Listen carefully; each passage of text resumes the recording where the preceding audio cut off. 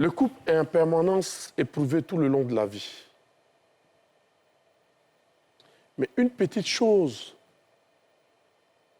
peut remettre en cause l'amour que nous avons pour notre partenaire. Nos relations sont fragilisées. On en parle dans Les Hommes d'ici.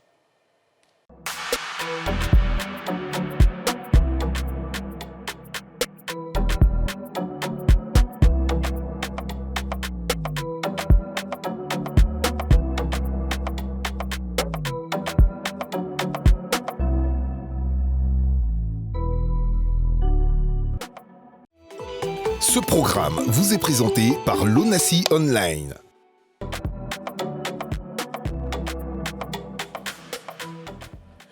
Bienvenue dans Les Hommes d'ici. Et dans Les Hommes d'ici, je suis toujours avec mes meilleurs amis. Le coach Yoman, Jean-François. Comment vas-tu, coach? Je vais très bien, Siro. Et toi-même? Ça va. Tu es tout beau, là. Merci beaucoup. J'ai oublié, on n'applaudit pas quand le soleil s'élève. C'est ce que tu allais me dire. Il n'est pas seul. Il y a aussi Mohamed Ali. Comment vas-tu, mon frère? Bonsoir, mon frère Siro. Tu là? Tu m'as jamais dit, je suis beau, hein? Jamais. Non, j'ai dit tu jailles, j'essaie de te regarder. Chaque fois, c'est un coach, on donne les compliments, hein? Chaque fois. Non, tu sais... Non, coach, ne t'aime pas aujourd'hui, là. Tu sais, laisse-moi être tu es tellement beau que je ne peux pas t'apprécier. Je t'aime, mon frère. Tu sais, j'ai un amour impénitent pour ta personne. Ah, vraiment, amen. Ici, nous sommes dans Les Hommes d'ici. Et dans Les Hommes d'ici, nous prenons en considération les pensées des autres. Raison pour laquelle nous avons toujours des invités. Et nos invités de ce jour sont Monsieur Zou Gervais. Comment vous allez? Ben, je vais très bien. Siro, chez toi, comment tu vas? Ça va, par la grâce de Dieu. Dieu merci. Et la belle Kwadjo Chryslor. Comment vous allez? Bonsoir, Siro, je vais bien. Tu es toute belle, là. Merci beaucoup. Souris à la caméra pour que... Regardez comme elle est belle. Oh, elle a des cheveux de... Ton nom, Flore, vient d'où? Chryslor. Chryslor, ça vient d'où? Ah, je sais pas, ça vient d'un Italien. Mon papa, disons, travaillait à l'époque avec des Italiens. Donc, d'où m'est venu le prénom. Waouh. Après, il est très rare quand même, donc... Oui, il est rare. C'est ma première fois de voir ce nom et d'entendre ce nom. Coach Yoman, oui. Quelle est la place de la sexualité dans le couple? Siro, la sexualité occupe une place centrale dans une relation de couple, dans la mesure où cette activité sexuelle va contribuer à la consolidation des liens qui unissent donc le couple. J'aime souvent entendre des personnes dire que la seule chose qu'un homme et une femme font en dehors de tout le reste et que leurs familles ne peuvent pas faire avec l'un ou avec l'autre, c'est le sexe. Votre père, votre mère peut prendre soin de vous, peut laver vos vêtements, peut vous faire à manger, enfin, peut faire tout ce qu'une femme peut faire dans votre vie, sauf avoir des rapports sexuels avec vous. Donc, le sexe est important, mais très important dans une relation de couple. Mon frère, oui, qui est si beau. Merci, Siro. Quelle est la place de la sexualité dans ton couple? Dans ton couple? Moi, mon couple? Oui. Mais pourquoi tu me fais passer pour ce que je ne suis pas? Pourquoi moi, mon couple? Le couple, chez tout le monde, mais non, chez moi. Il a déjà répondu oui. Dans le couple en général. D'accord. Donc, je demande dans ton couple. Dans mon couple, le sexe occupe une place prépondérante, une place majeure. Voilà, parce que je pense que le sexe dans un couple définit souvent les bonnes ou mauvaises humeurs. Donc, c'est très important. Très, très important. La question à M. Zou. Quelle est la place de la sexualité dans votre couple? Ben, dans mon couple, la sexualité occupe une place très importante. D'abord, c'est un équilibre moral. Parce que déjà, quand il y a une très bonne sexualité dans le couple en général, mais je pense que non seulement, au risque de me répéter, il y a un équilibre moral et puis ça fait du bien et pratiquement, moi personnellement, quand je sors, tout me réussit toute la journée. Waouh! J'aime tellement la tonalité de ta voix. Il y a du punk dedans et c'est une voix qui vit. Ça nous donne de la force sur ce plateau. Merci, Ziro. La belle Chryslor. Oui. Quelle est la place de la sexualité dans ton couple et dans le couple en général? D'accord. Donc, la sexualité occupe une place très importante comme ils viennent de le dire tout à l'heure. Et d'une certaine manière, elle participe à l'épanouissement, que ce soit de l'homme ou de la femme. Donc, elle occupe une place quand même assez centrale et très importante pour un couple. C'est important pour l'harmonie même du couple. Waouh. Coach Oman, quels sont les événements qui peuvent briser un peu, bouleverser un peu la vie sexuelle d'un couple? Oh, Siro, il faut peut-être faire comprendre à nos téléspectateurs que la relation sexuelle n'est pas mécanique. La relation sexuelle est la conséquence d'un certain nombre de facteurs. Et quand ces facteurs sont touchés, la sexualité aussi peut être touchée. Alors, il faut savoir que notre bien-être mental, moral, émotionnel joue énormément sur notre sexualité. Ensuite, notre santé physique joue un rôle central aussi sur notre sexualité. Ça veut dire quoi? Ça veut dire que si quelqu'un traverse un moment difficile, un moment stressant, que ce soit au travail, si quelqu'un, par exemple, a perdu un être cher, etc., cette situation qui est émotionnellement difficile à vivre peut impacter la qualité de sa sexualité. Si quelqu'un, par exemple, est malade, vous savez que, par exemple, les grands malades du diabète, de la tension, etc., peuvent avoir une incidence de ce type de maladie-là sur leur sexualité. Souvent, même certaines prises de médicaments peuvent agir sur la sexualité. Maintenant, il y a des événements comme des accidents, par exemple, des événements qui sont des événements liés aussi parfois à un trop grand impact, par exemple, économique dans le couple. Quand il n'y a pas l'argent, des fois, ça peut agir.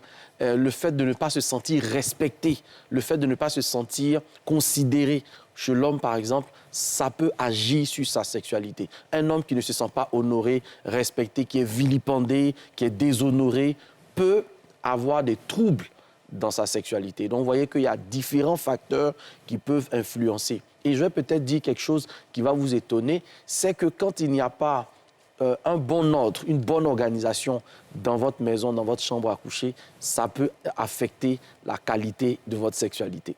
Comment ça? Oui, une chambre désordonnée, une chambre qui ne sent pas bon, un lit qui n'est pas bien fait, une maison surchargée, ça peut agir sur votre sexualité. Vous allez vous rendre compte que quand vous êtes dans ce type d'atmosphère, vous n'avez pas une sexualité très tonique, mais si vous sortez de cet environnement, vous vous rendez compte que vous avez une meilleure performance. Mais les petits quartiers où on ne fait pas lit là, c'est là-bas, ils sont performants. Oui. Après, les gens sont dans la méprise. Vous allez vous rendre compte que généralement, dans ce type d'environnement, les gens font très attention à leur intérieur. Je ne parle pas d'un intérieur qui est riche. Je ne parle pas d'un intérieur qui est cossu ou qui est meublé de façon exceptionnelle. Je parle de l'état de propreté, l'aisance avec laquelle on se retrouve dans cet environnement. Oui, si dans ce genre de quartier précaire, tu vas voir que la jeune femme a mis ses petits rideaux chics, elle a dressé un peu la natte, elle a bien disposé les choses. Vous voyez, c'est cet ordre-là dont je parle, mais pas forcément lié au fait que ce soit un environnement précaire. Un environnement insalubre joue énormément sur nos émotions et nos émotions jouent sur notre sexualité. Chris Laure, un événement comme la grossesse peut jouer sur la sexualité de ton partenaire? Oui, énormément. Parce que quand on parle de grossesse, on parle tout de même de changement. C'est tout de même une nouvelle vie qu'on entame. Le corps subit des transformations. Donc au niveau de la femme, il y a du changement, mais aussi au niveau de l'homme. Parce que là, on passe tout de même de duo à trio. Donc il y a un changement, il y a un deuil quelque part à faire. Deuil de cette vie de couple-là. Et on n'est jamais véritablement suffisamment préparé à cette nouvelle vie-là. Donc oui, la grossesse joue énormément. Mais pendant que quand on fait l'amour à une femme, c'est parce qu'on sait qu'elle peut tomber enceinte ou bien pour la mettre enceinte. Mais pourquoi que ça arrive, ça baisse la sexualité de l'homme? Eh bien, c'est moi-même qui... Je dois me poser la question à moi-même. Pourquoi pas? Non, mais Siro, il y a... Siro. Oui, je dis, pour nous les hommes. Oui. Oui. Tu sais, longtemps... Pourquoi que ta femme est enceinte? Non, qui? Prochaine fois, depuis quelque temps, là, c'est bon, tu veux m'indexer. Je sais pas, tu dois comment avec moi. Mais tu représentes les hommes. Non, je n'ai pas raison comment. Mais ce jour est là. Bon. Non, pose-moi une question, mais pas qui ne veut pas adresser. Mais tu es souci avec moi, Siro. Monsieur Zou, Oui, Siro. pourquoi la plupart du temps... Mais je sais pas, Monsieur Zou, pourquoi la plupart du temps, quand la femme est enceinte, son homme, son partenaire, n'a plus de désir pour elle? Bon, pratiquement, moi, je ne me retrouve pas dans ce que tu dis parce que moi, je ne regarde pas la grossesse. C'est vrai, il y a une transformation, il y a un changement au plan physique, sur le physique de la femme, mais il ne faut pas regarder cela. C'est votre femme. Et d'ailleurs, même la médecine le dit, les gynécologues même le confirment que la femme, on peut aller avec sa femme jusqu'à un certain nombre de mois. Donc moi, je pense qu'il n'y a pas d'inconvénient. Logiquement, si vous aimez votre femme, il ne devait même pas avoir de barrière. Vous devez aller avec elle. Et d'ailleurs, même, les gynécologues le disent, ça contribue même à l'épanouissement et puis au bien-être même de la grossesse. C'est pas parce que son physique s'est transformé, son ventre a grossi, son nez a grossi, elle crache beaucoup. C'est pas ce qui repousse l'homme. Ben oui, certains hommes, c'est... Comme toi, ça te repousse souvent? Non, mais Siro, ça ne me repousse pas. Oui. Ça ne m'est jamais arrivé. Mais ce que j'ai entendu dire, parce qu'apparemment, tu as un problème avec moi. Aujourd'hui, là, tu as un problème avec moi. Non, continue, après avoir réglé ça. On va tu as un régler problème ça avec moi. après. Non, en tout cas, ce que j'ai entendu... Écoute, ici, on représente toutes les couches de la société. D'accord. Donc, oui. Si je mets ça sur toi, oui. c'est parce que je vais avoir une réponse oui. pour quelqu'un qui est dans la même direction. Oui, mais on ne parle pas de moi. Oui, donc, de ce que je sais, de ce que j'ai entendu dire, longtemps, il y a eu la pensée populaire du genre, à partir du moment où par exemple, la femme est enceinte, le monsieur se dit qu'il y a des positions qu'elle ne peut plus faire. Deux, on se dit, il y a une pensée qui dit, bon, on va toucher le bébé, d'autres pensées qui sont, voilà. Moi, c'est ce qui vient dans ma tête, personnellement. Voilà, je vais toucher le bébé. Personnellement, c'est ce qui vient dans ma tête. Fais mal au bébé, même si tu es chargé, comment. Même si tu es chargé ici, tu ne peux pas arriver à toucher le bébé. Soit on te dit après que, bon, la dame est peut-être, elle est irritable, son état psychologique peut-être fait que l'homme n'a pas envie de jouer, elle va dire non, elle va dire oui, elle va dire non. Donc souvent, effectivement, ça fait donc que... toi, personnellement, oui, Siro. Quand ta femme est enceinte. Oui. C'est quoi? C'est rien, je vais au contact toujours. Oui. Est-ce que tu as un désir quotidien pour elle comme qu'elle était en parfaite santé? C'est clair que le désir n'est pas pareil. Mais tu as certains moments... C'est le petit changement, là. C'est du petit changement, là, on parle, au fait. C'est ce que j'explique, en fait. Tu vois que je ne te... Non, je veux dire, en fait... En fait, je veux parler de ton petit changement. Je vais t'expliquer mon petit changement, là. Comme tu parles de moi, je vais te répondre. Le petit changement est dû au fait qu'on a certains... Moi, par exemple, je me dis, quand la femme est enceinte, arrivé à un certain stade, je suis un peu pris de pitié. C'est-à-dire que si, par exemple, tu as l'habitude de donner les tegnelles et les doufales, comme le disait notre... Comment ça s'appelle Sugar Pat, on se dit, bon, on va aller de façon plus modérée. Mais c'est la femme enceinte qui te dit, cogne dur, champion, ça réveille le bébé. Voilà, donc moi, au début, les premiers enfants, bon, j'y allais mollo, tu sais que j'ai la main sur le cœur. Mais après, quand tu as une invitation cordiale à y aller franco, bon, on s'en va, il n'y a rien de change. Il peut arriver qu'il y ait un bouleversement dans la vie de ton partenaire, comme Yoma l'a dit, comme un accident ou une maladie. Oui. Ça change les habitudes. Oui. Plus d'explications. Ça change les habitudes au niveau de... Oui. Bon, comme il a parlé de bouleversement, d'accident, c'est comme on n'a plus les mêmes capacités. Et déjà, comme on a tendance à le dire, une fois que le mental il est touché, nécessairement le physique il est touché. Tout va dépendre, on va dire, de l'accident en soi. Mais je ne me sens plus bien dans ma peau. Je ne me sens plus bien dans mon corps. Tu as déjà eu un patient qui, après un accident ou une maladie, a commencé à reprocher à son partenaire que, voilà, il sent que son partenaire n'a plus de désir pour sa personne.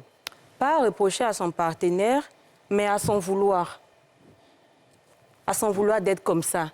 Et le problème, c'est que la personne, justement, n'arrive pas à exprimer ça au partenaire. Elle me dit, ah, mais c'est de ma faute. Je culpabilise, en fait. Et comme je culpabilise, je rejette, justement, la personne. Sauf que la personne ne comprend pas.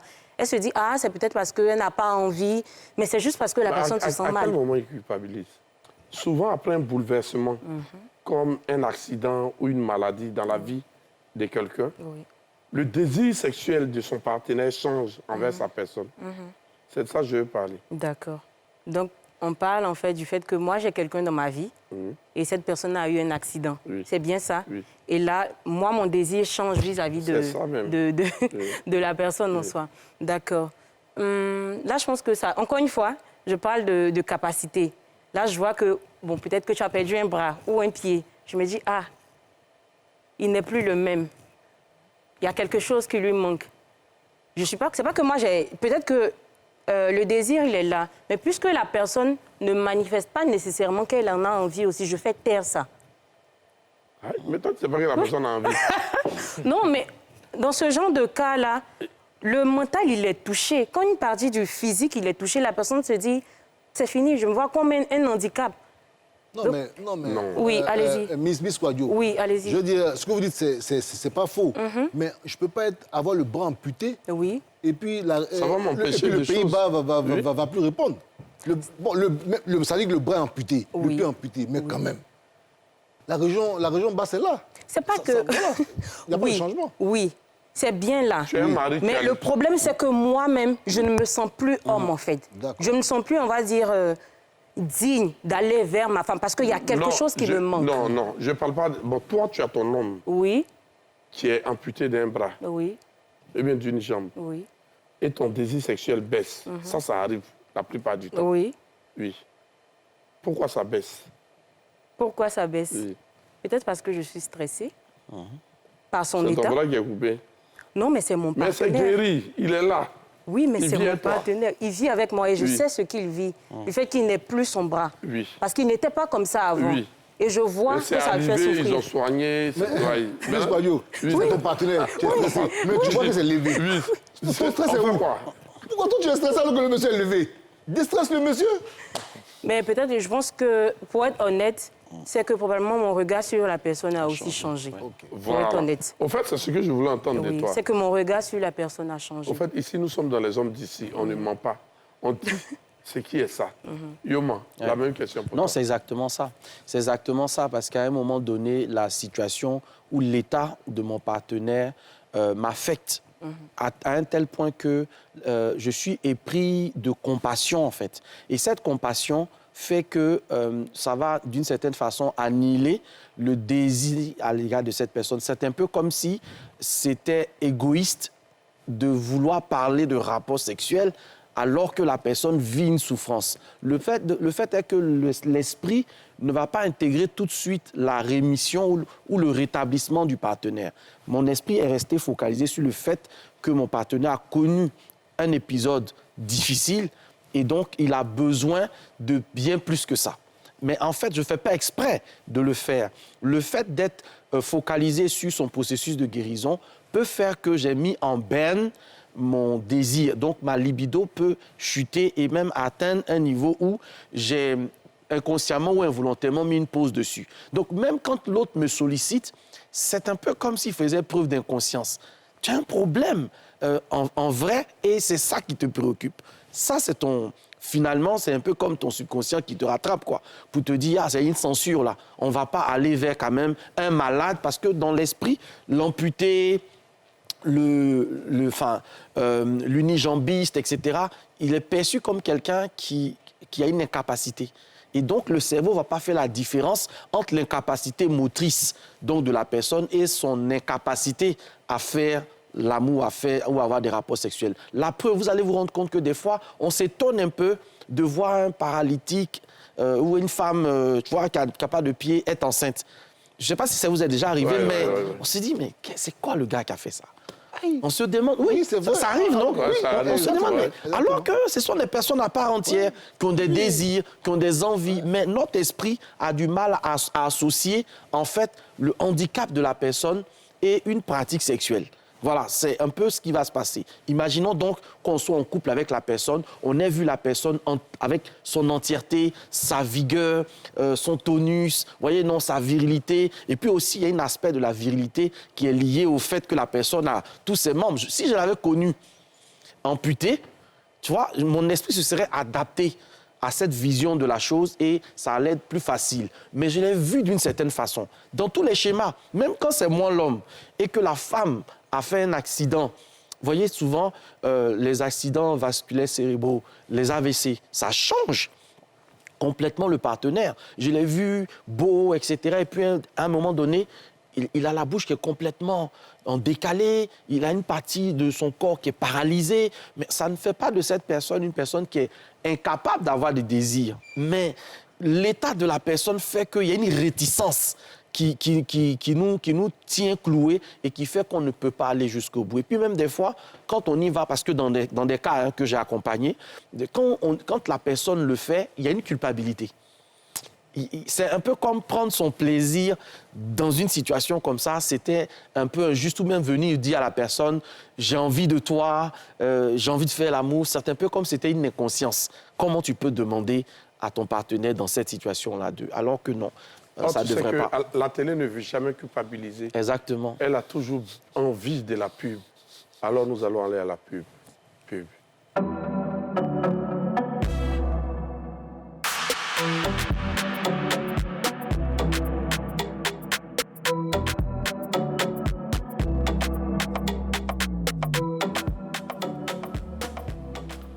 Si vous venez de nous prendre en marche, vous êtes dans les hommes d'ici. Et dans les hommes d'ici, je suis avec mon ami coach Yoman Jean-François.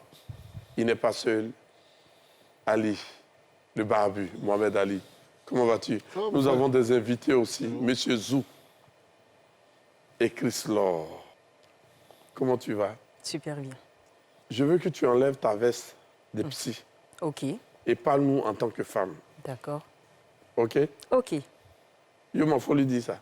Oui, si. Après, il y a la casquette professionnelle qui nous fait expliquer les choses d'une façon assez carrée. Et puis, à d'autres moments, on doit pouvoir faire le départi. Mais tu peux porter les deux costumes. Pas de souci. Que faire quand le désir n'est plus au rendez-vous? Là, je réponds en tant que psy ou en tant que femme, ou c'est à moi de voir? C'est à toi de voir. Tu peux répondre en tant que psy et après revenir en tant que ta casquette, avec ta casquette de femme. D'accord. Donc, que faire? Quand le désir n'est plus au rendez-vous. D'accord. Déjà, la première chose, c'est la communication. Et je dirais la communication bienveillante. La plupart du temps, on ne parle pas. Donc là, on s'assoit et on parle. Pourquoi? Peut-être je n'arrive plus à ressentir ça. Et toi aussi, tu t'expliques. Mon partenaire s'explique. Et par la suite, c'est qu'est-ce qu'on peut mettre en place? Parce que la plupart du temps, quand on parle de sexualité, on a tendance à penser... La sexualité, ce n'est pas que la pénétration. Il y a autre chose.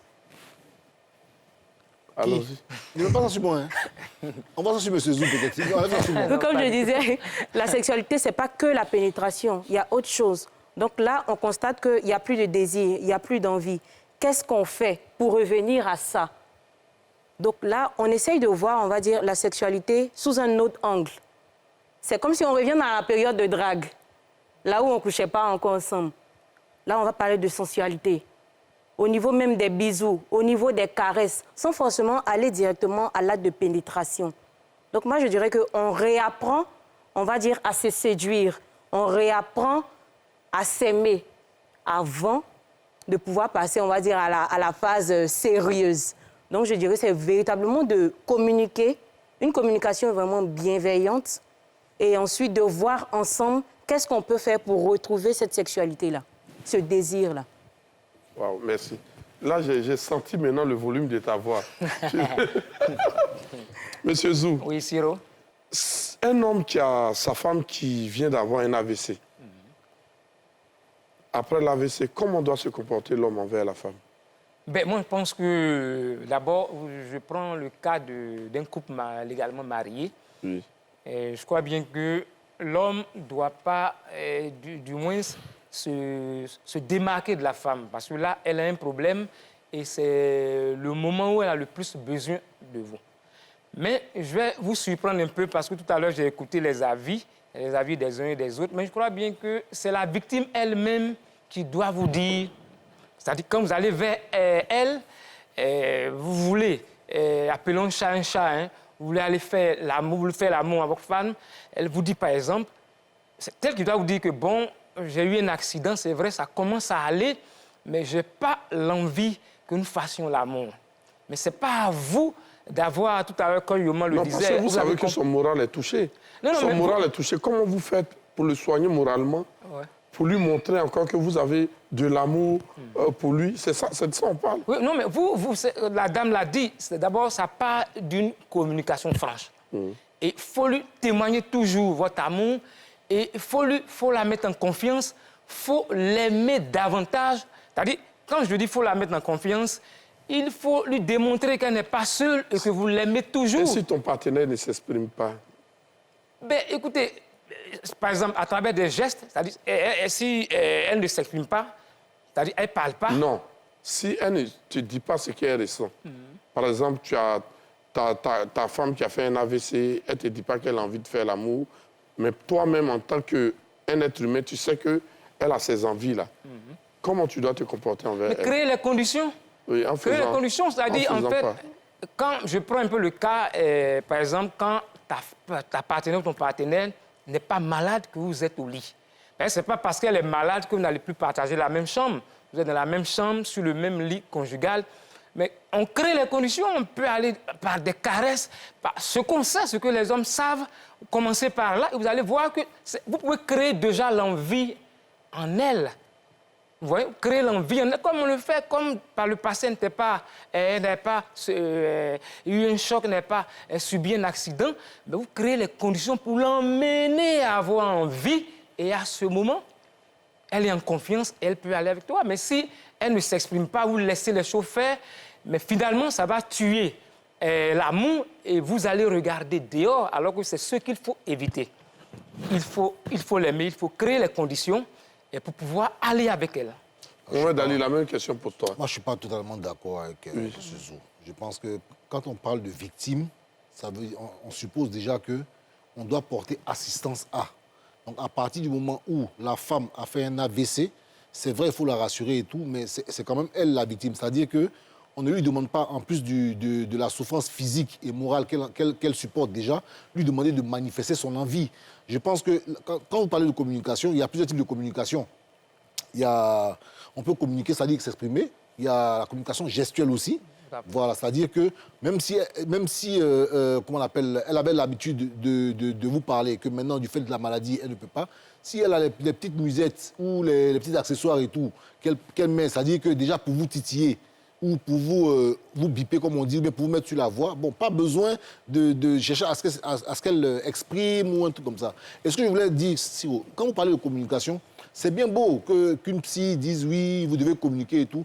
Combien sont les hommes qui vont s'asseoir avec leur femme pour dire bon, en ce moment c'est un peu chaud, bon, ça ne peut pas se lever, on est d'accord. C'est-à-dire que quelque part, il y a un peu ce mythe-là de venir faire comprendre à la femme que bon, en ce moment c'est un peu chaud, ou bien j'ai pas le désir.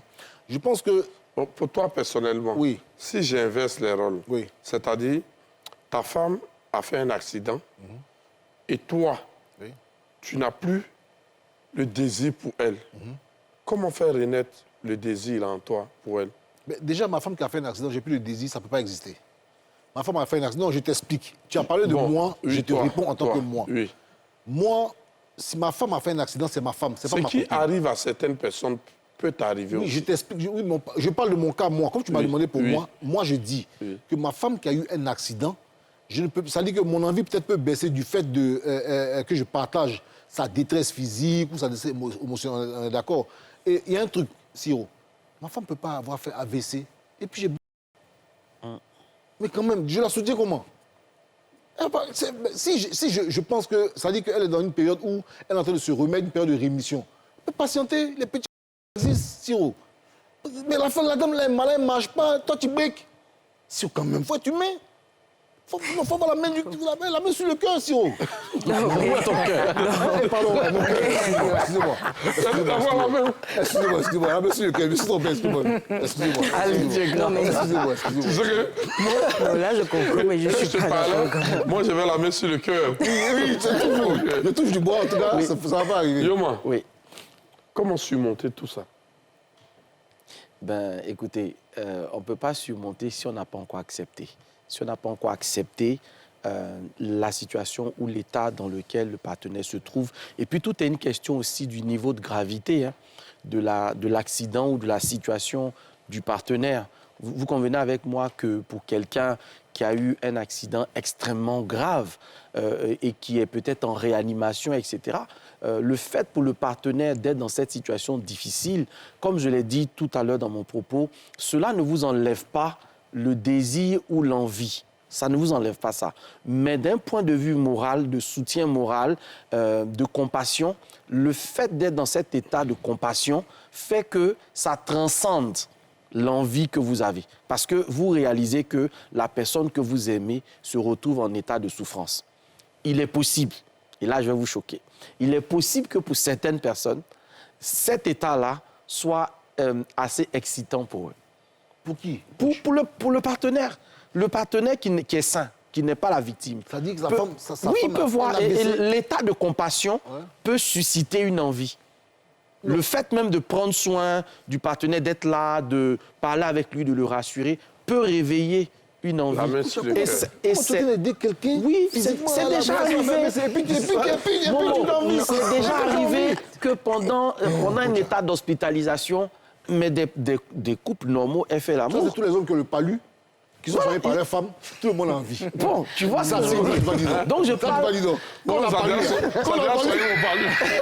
Voilà, donc je parle du niveau de gravité, en fait. Vous êtes d'accord avec Vous êtes d'accord avec moi, non? Le niveau de gravité. Ok. Tu vois, si on est dans une situation de palu, Oui, palu, on est dans bon. une situation... Voilà, Palu, ça passe. c'est pas aussi grave que quelqu'un qui a fait un accident, qui a tous ses membres brisés. Je veux dire qu'avoir une érection à ce moment-là, dans l'état où ton épouse est complètement défigurée... C'est méchant. Je veux dire qu'il y a quelque chose qui ne va pas. C'est méchant. Voilà. Maintenant, une deuxième chose qui est très importante, donc après l'acceptation, la deuxième chose intéressante, c'est de voir à quel stade mon partenaire se trouve. Parce que, en fait, un rapport sexuel, ce n'est pas recevoir, c'est donner. Donc, si on est dans la logique de donner du plaisir, il faut qu'on s'assure que celui qui est en face de moi, vers qui je parle là, est dans les dispositions de recevoir ou d'accueillir ce plaisir-là. Sinon, on risque de se transformer en violeur pour notre partenaire. Si on s'en tient seulement à notre simple désir, à notre simple envie, on risque de devenir un violeur pour l'épouse en question. Donc, la deuxième chose, je dois me rendre compte... Une violeuse pour l'épouse. Ou une violeuse aussi. Ça marche dans les deux sens. Merci, merci. Bon. Donc, je dois vérifier pour savoir est-ce que l'autre a aussi envie que moi. Mais j'ai envie de créer. Oui, c'est ce que je dis. Tu veux créer, mais il faut t'assurer que l'autre est dans cette disposition. Sinon, ton envie de créer va susciter un autre problème dans ton couple. Parce que l'autre va avoir le sentiment que tu n'es pas préoccupé par son état, mais tu es plutôt préoccupé par une satisfaction d'un désir sexuel. C'est là où je parle du tact qu'il faut avoir pour t'assurer que l'autre est aussi disponible. Ça rejoint ce que le monsieur disait. Vous êtes dans le lit conjugal, ça peut partir de moments très câlins, etc. et voir dans quelle disposition l'autre est. Donc, ce n'est pas juste lui demander, tu es prête? Ça va, tu as envie? Non, c'est pas ça. C'est la même qui te bip, hein. Voilà, ça va, donc c'est la même il y a ça. qui te tend la pêche. Voilà, et puis un troisième élément essentiel qui rejoint ce que la psy a dit et avec quoi je suis totalement d'accord, c'est que la sexualité peut être vécue de façon variée dans un couple. On en parlait dans Les Hommes d'ici l'année dernière. Il faut qu'on sorte des chemins trop classiques de sexualité qui sont limitatifs de la vie sexuelle du couple. Un couple peut avoir différentes formes de sexualité. Et quand, par exemple, la femme n'est pas dans les conditions, ou l'homme aussi n'est pas dans les conditions d'un rapport classique, ça ouvre une perspective nouvelle pour que le couple puisse explorer d'autres façons de faire l'amour en dehors de la pénétration. Des anecdotes vécues directement ou indirectement? Ben, moi, je me souviens, pas avec mon épouse, hein, dans le temps quand on était encore... J'étais fiancé à une jeune dame et elle a eu un accident. Et quoi bien, c'est son orteil, elle a eu l'orteil amputé. Ben, ce qui m'a plu, c'est que moi, j'ai une façon de faire. Et comme je ne vais pas dehors et je ne sais pas aimer deux femmes, quelle que soit la situation que celle qui vit avec moi a, je me contente d'elle. Tout à l'heure, je parlais de la rassurer. Quoique moi-même a dit aussi la même chose. Je reste là, je crée toujours les conditions pour que l'amour demeure. Ouais. Je crée toujours les conditions pour qu'elle aussi, elle ait l'envie, comme Yoman l'a dit, je suis tout à fait d'accord avec lui, parce que vous ne pouvez pas penser seulement qu'à vous. C'est-à-dire, pendant que vous créez les conditions, mais rassurez-vous qu'elle aussi, en face de vous, elle est intéressée. Donc, et c'est comme ça. Au départ, c'était un peu difficile parce qu'elle se disait, bon, j'ai mal, mais quand ça a commencé à aller mieux, et avec ma façon de faire, elle savait que je ne partais pas ailleurs, je l'ai mis dans une assurance tellement possible que finalement, elle a adhéré, et puis on faisait tranquillement l'amour, et pour le bonheur du couple. Elle aussi, orteil, là, elle va prendre combien de temps pour ça? Orteil, là. Orteil, là, elle aussi. Mohamed Ali. Oui, Il n'y a rien qui fait mal qu'Orteil. Orteil, on a enlevé. Mohamed On a Ali. tapé la table, on a enlevé. Mohamed coach. Ali, à ton tour, Oui. des anecdotes entendues, vécues directement ou indirectement? Oui, ce que j'ai vécu, Une que c'était tu as déjà entendu. de L'histoire de quelqu'un d'autre. qui a vécu quoi, qui a eu des soucis. En fait, c'est mon voisin. Mon voisin, il a monté dans le même bâtiment. Qui a eu sa femme, voilà, qui a eu sa femme qui a fait, qui a eu un genre d'AVC ou qui a développé un choc postnatal et qui a commencé, son état a commencé à se dégrader. C'est sa première naissance. Alors, je ne sais pas si elle a développé une pustule ou un truc comme Oh, ça. C'est-à-dire fistule. qu'après 3 mois, il vivait en haut, moi j'étais en bas. Elle pleurait carrément tous les soirs. Il descend, il dit, ah, ma femme est en train de pleurer encore. Elle pleure. Pourquoi elle pleure? Parce que elle dit, ça fait 3 ou 4 mois que je suis malade, 3 ou 4 mois que je vois mon corps se gâter. Je ne peux même pas tenir mon bébé et je sais que tu as des envies. Avant que j'aie le bébé, je sais comment étaient nos rapports sexuels à la fréquence. Là, je sais que tu as envie, mais je ne peux pas. En tant que femme, je suis diminué. Donc, chaque fois il descend, on en parle. Ça a duré 3 ans. Ça, la dame, là, elle a été malade 3 ans. Ça, ce qu'elle lui disent, je souhaite que tu prennes une deuxième femme. Comme tu es musulman, prends une deuxième femme. Le temps de ma guérison ou de ma rémission, prends une deuxième femme. Il faut que tu puisses avoir des rapports, il faut que je puisse être sûr que, hormis moi, il y a une femme que tu aimes qui peut prendre soin de notre enfant. Ça va m'éviter, moi, de savoir que je suis à la maison malade, mon mari est dehors en train de peut-être courir les femmes et tout. Prends une deuxième femme. Wow. Ça a été compliqué pour lui, un sirop. C'était vraiment compliqué. J'ai eu le chapeau, vraiment. Je voulais saluer cette femme-là. Vraiment. Vraiment. Chris Laure, des histoires déjà entendues, vécues directement ou indirectement? Oui, je vais prendre ce cas-là. Il y a un monsieur pour qui tout allait très bien. Il avait plutôt un bon boulot. Il était même en train de construire, je pense, ses maisons. Et puis voilà, soudainement, il a tout perdu. Son travail, vraiment tout de tout. Au niveau des constructions, il savait qu'on l'a arnaqué. Il a vraiment tout perdu. Il a, je crois, fait un AVC. Il s'est retrouvé à l'hôpital et tout.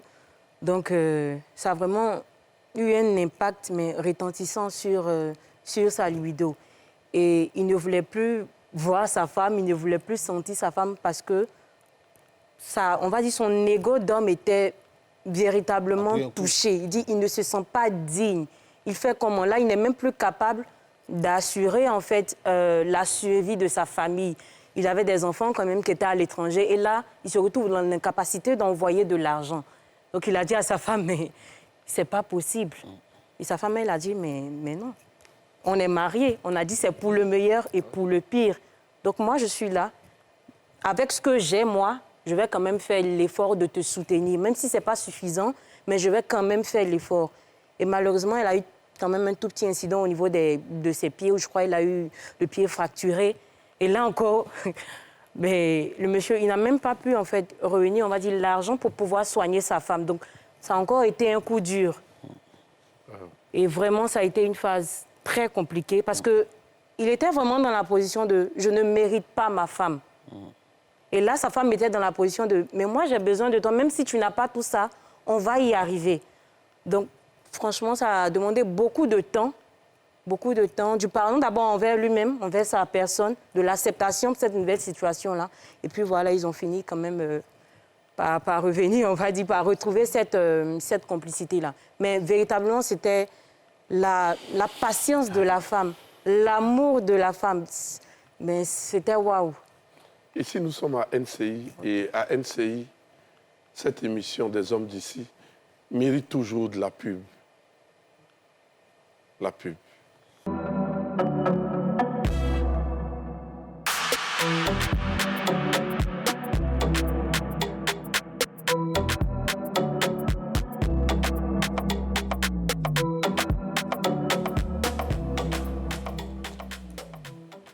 Bienvenue dans les hommes d'ici. Dans les hommes d'ici, nous avons 2 invités de taille.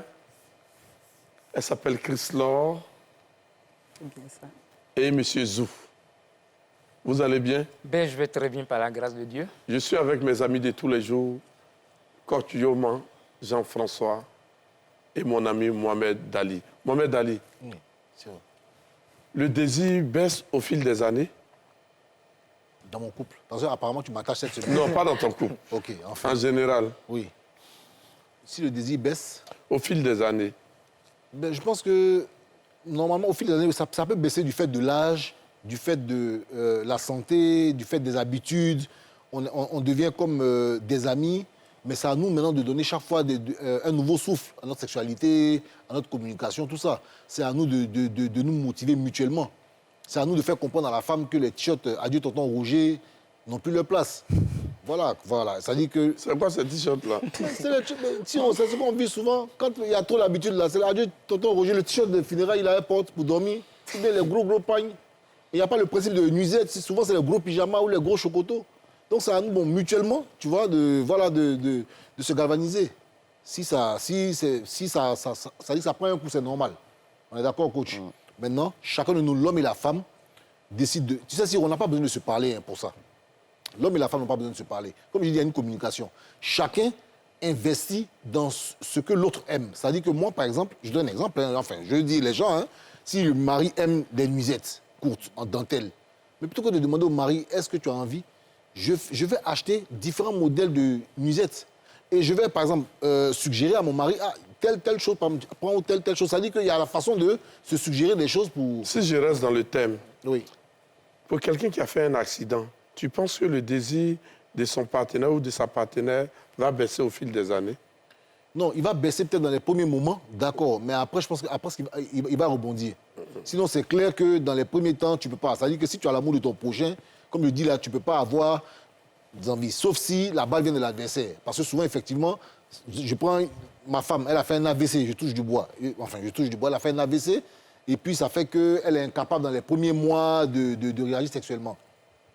Et au fur et à mesure de sa guérison et tout, bon, elle commence à me tendre la pêche, ou bien à me faire des bips, ou bien des passes aveugles. C'est-à-dire qu'elle commence à me montrer que, par exemple, champion, tu peux y aller. Siro, je vais y aller. C'est-à-dire que, voilà, je vais mettre du cœur à l'ouvrage. Parce que comme c'est venu dès l'invitation, on ne va pas cracher dans la soupe. Est-ce que vous pensez que les hommes restent plutôt sur le physique que la femme? Non, je pense que ça dépend. Ça dépend des hommes. Ok. Tout comme ça dépend des femmes. Donc, il y a des hommes, oui, qui vont rester typiquement focalisés sur le physique, raison pour laquelle, quand le corps il va se transformer, le monsieur il va regarder à côté. Mais je pense que quand même vous passez un certain temps ensemble, quand vous passez un certain cap, normalement, la vision change. Je dis bien normalement. Mais encore une fois, ça dépend véritablement des hommes et des femmes. Ça, c'est propre à tout un chacun. Merci. Il y a des hommes qui se choquent de voir une transformation sur leur conjointe après la grossesse. Ils sont choqués de voir ça. Que son nez a grossi, elle a changé, son ventre a grossi, ses formes sont parties. Bon, moi, je pense que logiquement, il faut... C'est pour ça que je parle d'amour. Si vous aimez votre partenaire, je prends toujours le cas d'un couple marié légalement. Je pense que ça ne devait pas poser de problème. Oui, mais ça choque des hommes, non? Que tu connais, non? Pas tous les hommes. Moi, personnellement, ça ne me choque pas. Je m'attends à cela. Non, parce que... tu as des amis que ça a choqué? Oui, tout à fait. C'est d'eux je veux que tu parles. Voilà, c'est-à-dire, il y a certaines personnes, il y a certains hommes, le fait que la femme soit enceinte, et le fait qu'elle crache beaucoup, le fait que le ventre... comment? Mais Végétu est sorti, il n'aime pas. Oui, il n'aime pas. Il ne connaît rien. Alors que c'est lui-même qui a... Il ne connaît rien. Il ne connaît rien. Donc, allez-y, parlez. Voilà, Allez-y. donc tous ces facteurs-là, c'est parce que ces personnes n'aiment pas leur femme. Parce que quand vous aimez votre femme, vous devez vous attendre à cela. Et d'abord, qui l'a mis dans cet état? C'est toi-même l'homme. C'est toi qui as créé les conditions et elle est tombée enceinte et il y a eu cette transformation au niveau de son physique. Donc, il faut déjà que... l'homme, tu te prépares déjà à cela. Et quand ça arrive, tu n'as pas besoin soit d'aller ailleurs, tu es obligé de rester avec elle. Mais malheureusement, il y a certains hommes que moi j'ai connus, parce qu'il y a eu tout ce changement au niveau du physique de la femme, ils se sentaient obligés d'aller ailleurs, de regarder ailleurs, ce qui n'est pas nécessaire. Yoman, Oui. pourtant les femmes, après le mariage, s'aperçoivent souvent que leurs hommes ont changé. Le ventre a poussé, il n'a plus les mêmes tablettes, il est devenu bizarre, mais elle reste dans le foyer. Oui. Ben, ça, ce sont les normes sociales, malheureusement. Malheureusement, on ne le dira jamais assez. Les femmes sont plus éduquées à la vie de couple que les hommes. Donc, du coup, leur perception de la vie de couple n'est pas sur l'esthétique de l'homme, mais sur son rôle en tant que partenaire de vie. Alors que, de l'autre côté, l'homme va être celui qui a les critères de choix. En fait, c'est ce qui se passe dans notre société. L'homme a ses critères de choix. Il va choisir une femme par rapport à comment elle est, physiquement, etc. C'est vrai que les aspects qui sont liés à l'intelligence, à la sagesse, à la capacité à gérer un foyer, ce sont des critères qui viennent plus tard, mais vraiment plus tard. Mais dans un premier temps, on est séduit par ce qu'on voit.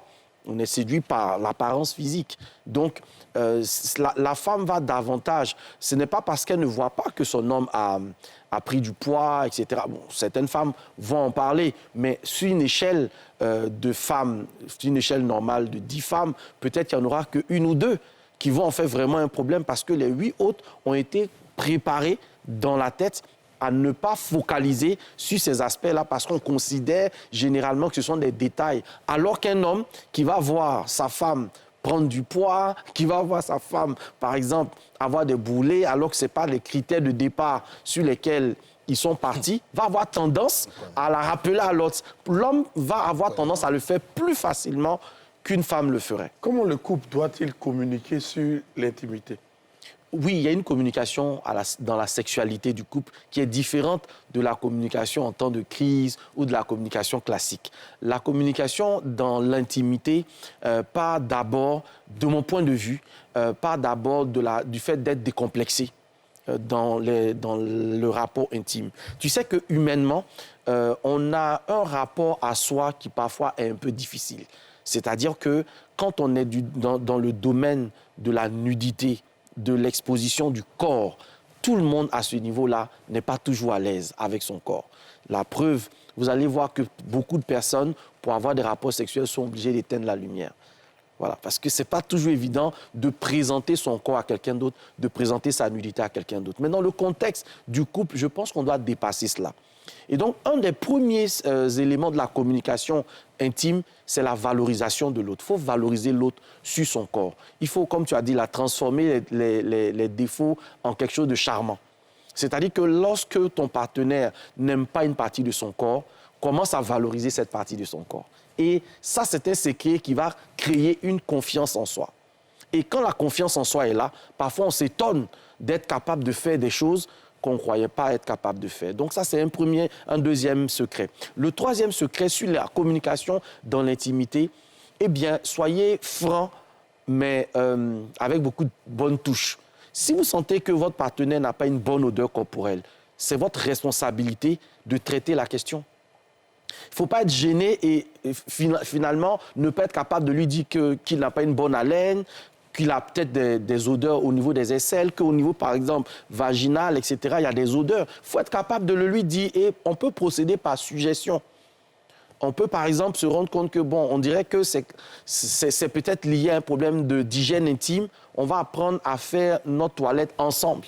Je vais essayer peut-être de proposer un certain nombre de produits. Ah, écoute, j'aime beaucoup ce parfum, j'aime beaucoup ce déodorant. Ah, je pense que j'ai réservé un truc pour toi dans un spa, va te faire épiler, etc., etc. Il faut procéder par suggestion et ne pas être dans l'accusation ou ne pas être dans des propos véhéments. Parce que, comme je dis, l'intimité, c'est délicat. Donc, si on ne sait pas lui dire les choses, on blesse davantage la personne et on perd finalement un partenaire qui aurait pu être un partenaire de qualité. Voilà quelques astuces que je peux proposer. Wow. Après un accident, votre partenaire doit rester votre partenaire. Votre désir doit rester fixe. Que les nouveaux défauts de votre partenaire deviennent des défauts charmants. Vous étiez dans Les Hommes d'ici. À la prochaine. Ce programme vous a été présenté par l'ONACI Online.